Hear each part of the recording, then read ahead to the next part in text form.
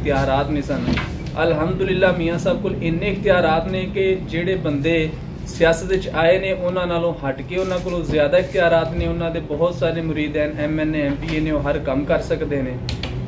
अगर वो करवाना चाहते तो कब्जे भी करवा सकते सन झूठे पर्चे। लीग की कारकर्दगी है ही नहीं। देखिए कि नून लीग की कारकर्दगी यही है कि झूठे पर्चे लोगों के होए, लोगों दी ज़मीनां ते कब्जे होए। कारकर्दगी तो ये होनी चाहिए ना कि मुल्लनवाल वाला पुल का साडा मसला है, पिछले कोई 10-15 साल तो वे सानू मुल्लनवाल वाला पुल बंदा अपनी जिम्मेदारी निभाए। ये इलैक्शन मियाँ अबू बकर साहब का इलैक्शन नहीं, ये खाली PP 139 का इलैक्शन नहीं, ये पाकिस्तान का इलैक्शन है, ये पाकिस्तान की इज्जत का इलैक्शन है, पाकिस्तान की अना का इलैक्शन है। पाकिस्तान की कर रहे हैं खिदमत, बंदे नूं करनी चाहिए है। खिदमत सियासत तो हट के भी हो सकती है, जरूरी नहीं कि तुसी कोई MPA MNA बन के खिदमत कर सकते हो। हर बंदे का नारा तो यही होंदा है कि अवाम की खिदमत करनी है, लेकिन हालात ऐसे। बिस्मिल्लाहिर्रहमानिर्रहीम। नाज़रीन, आज साडे नाल मौजूद ने मशहूर बिजनेसमैन हाफिज़ मुदस्सिर अली टुडी साहब। आप साहब, अज तुहाडे कोलों कुछ सवालात करने ने। पहला सवाल ये वे कि 3 उम्मीदवार ने साडे हल्के ज़िमनी इलैक्शन हो रहे हैं तो तुसी मियाँ अबू बकर साहब की हमायत की। मियाँ अबू बकर साहब की ही हमायत क्यों? बिस्मिल्लाहिर्रहमानिर्रहीम। मेरे साहब तुसी बड़ा अच्छा सवाल किया कि साडे 3 उम्मीदवार ने PP 139 दे, इन्हां च मियाँ अबू बकर साहब की हमायत क्यों जरूरी है? बड़ा आसान है आम आवाम को समझाना कि मियाँ अबू बकर साहब की हमायत क्यों जरूरी है। नवा चेहरा मियाँ साहब, बाकी जोड़े उम्मीदवार ने वो पहले भी हल्के च लोग उन्होंने जानते जो उन्होंने की किरदार है, की मामलात ने। मियाँ साहब के ना तो अज तक कोई करप्शन का मामला है। मियाँ साहब जरूरी नहीं कि सियासत नहीं आए तो उन्होंने कोल इख्तियारात नहीं सन। अलहमदुलिल्लाह मियाँ साहब कोल इन्ने इख्तियारात ने कि जेड़े बंदे सियासत च आए ने उन्हां नालों हट के उन्हां कोलों ज़्यादा इख्तियारात ने। उन्हां दे बहुत सारे मुरीद हैं, MNA MPA ने, वो हर काम कर सकते हैं। अगर वो करवाना चाहते तो कब्जे भी करवा सकते सन, झूठे पर्चे भी करवा सकते सन। लेकिन मियाँ साहब ने अज तक ना किसी बंदे ते कोई झूठा पर्चा करवाया है, ना किसी ज़मीन ते कोई कब्जा किया है, ना किसी ने कोई गाली गलोच की है, ना अपने इख्तियारात नूं कदी गलत यूज़ किया है। उन्हें अल्हम्दुलिल्लाह दीन की खिदमत की है, दीन का दर्स दिता है, आवाम की खिदमत की है।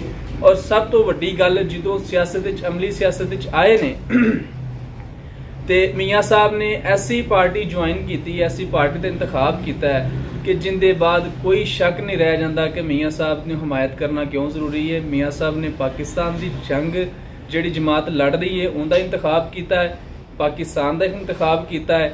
गद्दारां दा, लुटेरियां दा, इंपोर्टेड का इंतखाब मियाँ साहब ने नहीं किया, जिस वास्ते असी दिलो जान तो मियाँ साहब के नाल। अच्छा आप साहब, दूसरा सवाल ये वे कि इलाके के अंदर 15 साल की नून लीग की कारकर्दगी तुसीं किवें वेखदे हो?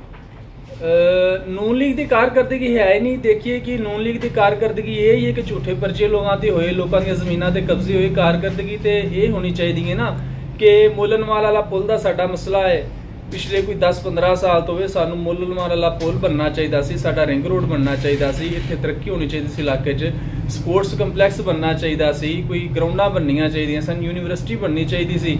बदकिस्मती नाल जे सानू वो यूनीवर्सिटी का कैंपस मिलिया है तो उनका जवाब ये दिता गया जी शरकपुर च जमीन नहीं सी है, वो इंपोर्टेड हुकूमत उत्थे ही लै गई उन्होंने मुरीद के, तो स्पोर्ट्स कंपलैक्स में भी लै गए। तो इत्थे ये 15 साल परचे दे कब्जे ही होए ने, होर कारकर्दगी मैनू तो कोई नज़र नहीं आती। तो ये कारकर्दगी हर बंदे नूं नज़र मारनी चाहिए, कारकर्दगी नूं वेख के सानू नवे बंदे नूं मौका देना चाहिए, तो सानू मियाँ साहब की सपोर्ट करनी चाहिए। अच्छा आप साहब, हुण ज़िमनी इलैक्शन होने जा रहा है, जिहड़ा चंद घंटे रह गए ने, तो ये दसो कि तुहानू किहड़ा उम्मीदवार जिहड़ा वो जितदा होया नज़र आ रहा है? ये जी अवाम ने फैसला सुना दिता है। इमरान खान साहब इत्थे आए सन, जलसा होया, नून लीग का भी जलसा होया है, तो वो बल्कि एक दोस्त नूं रात में मिले, मैं कहा यार कोई दोस्तां नूं इत्थे शरकपुर भी रख लवो, सारे बसां च बह के वापस ही जा रहे हैं जिथों आए ने। तो वो अलहमदुलिल्लाह मियाँ साहब बड़ी वड्डी लीड नाल जित रहे हैं। अवाम ने फैसला सुना दिता है। ये तुसी नून लीग वाले भाइयों को पूछ लवो कि जलसा किंदा कामयाब होया और किंदा कामयाब नहीं होया।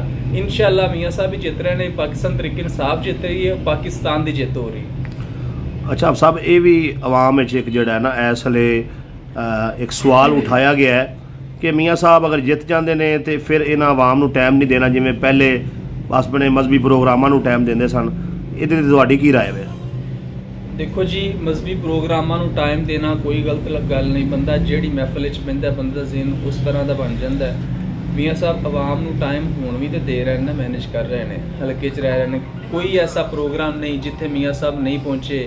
मियाँ साहब हर जगह ते गए ने, हर बंदे नूं टाइम दिता है। ये सब झूठा प्रोपेगेंडा है, ये मुखालफां दा प्रोपेगेंडा है कि मियाँ साहब टाइम नहीं देंगे। मियाँ साहब दूसरिਆਂ नालों ज़्यादा टाइम देंगे और बड़े अच्छे तरीके नाल अमली तौर पर सियासत जिहड़ा है ना बड़े अच्छे तरीके नाल चलाणगे। लोगों की जिहड़ी हुण सियासत हो रही है, ये सियासत का रुख चेंज हो जाएगा। एक नवीं तर्ज की जिहड़ी सियासत है वो इलाके मुतारफ कराणगे। तो कोई ऐसा इशू नहीं कि मियाँ साहब टाइम ना देन। मियाँ साहब टाइम भी देंगे, तरक्याती काम भी करवाएंगे। बल्कि मियाँ साहब ने बार बार जिक्र किया है मुल्लनवार वाली पुल का, स्पोर्ट्स कंपलैक्स का, कि असी आना है तो असी इंशाल्लाह तरक्याती काम ही करवाने ने। असी अपने इलाके नूं एक मॉडल इलाका बनाना है ताकि पता चले कि इत्थे कोई नवा बंदा सियासत विच इंटर होया। अच्छा आप साहब, इलाके की आवाम नूं तुसीं ਇਹ ਜਿਹੜੀ ਇਸ ਵੇਲੇ एक बड़ी अहम सूरत हाल है, बड़ा अहम वक्त गुजर रहा है। अगले चंद घंटिਆਂ ਜਿਹੜਾ ਇਸ ਹਲਕੇ ਦੀ ਤਕਦੀਰ ਦਾ ਸਿਆਸੀ ਮਾਮਲਾਤ ਵਿੱਚ ਫੈਸਲਾ ਹੋਣ ਜਾ ਰਿਹਾ ਹੈ।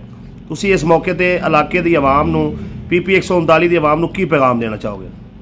देखो जी, पैगाम ये वे कि हर बंदा अपनी जिम्मेदारी निभाए। ये इलैक्शन मियाँ अबू बकर साहब का इलैक्शन नहीं, ये खाली PP 139 का इलैक्शन नहीं, ये पाकिस्तान का इलैक्शन है। ये पाकिस्तान की इज्जत का इलैक्शन है, पाकिस्तान की अना का इलैक्शन है। पाकिस्तान नूं बचाउण दा हिस्सा पाना है। असी हर बंदा, हर पाकिस्तानी जिहड़ा मुहिब्बे वतन है वो आप निकले, अपनी फैमिली नूं लैके निकले, अपने बजुर्गां नूं, बच्चियां नूं। हर बंदा जाके ये वोट एक अमानत है, वोट बहुत वड्डी ताकत है। कोई बंदा वोट ज़ाया ना करे। सुबह टाइम नाल निकलो, पोलिंग स्टेशन जाओ, सब तो पहले अपना वोट कास्ट करो। उस तो बाद अपने दोस्तां नूं, अजीज़ां नूं, सारियां नूं शामिल करो, उन्हां नूं रिक्वेस्ट करो, उन्हां नूं जाके उन्हां दा वोट कास्ट करवाओ। वोट ज़ाया नहीं करना चाहिए। वोट पाकिस्तान तरीके इंसाफ नूं वोट दिओ, पाकिस्तान नूं वोट दिओ और इंपोर्टेड हुकूमत नूं रिजेक्ट करो। बिल्कुल ठीक है। शुक्रिया। अच्छा आप साहब, आखिरी सवाल ये वे कि तुसी मुस्तकबल सियासत कदम रखन जा रहे हो, हुण तां तुसी मियाँ साहब का इलैक्शन लड़ रहे हो, आप भी सियासत करोगे आइंदा दिनों? देखो जी, ये अगर हालात बंदे नूं इस जगह ते लै आउंदे ने, फिलहाल तो कोई ऐसा शौक नहीं सियासत का। जिन्नी को कर रहे हैं बस खिदमत ही कर रहे हैं। खिदमत बंदे नूं करनी चाहिए है। खिदमत सियासत तो हट के भी हो सकती है। जरूरी नहीं कि तुसी कोई MP MN बन के खिदमत कर सकते हो। हर बंदे का नारा तो यही होंदा है कि आवाम की खिदमत करनी है। लेकिन हालात ऐसे पैदा हो जाते हैं कि बंदे नूं अमली तौर पर कुछ करना पैंदा है, सियासत च आना पैंदा है। तो वो जो हालात होंगे उनके मुताबिक फैसला किया जाएगा। जी बहुत शुक्रिया। शुक्रिया।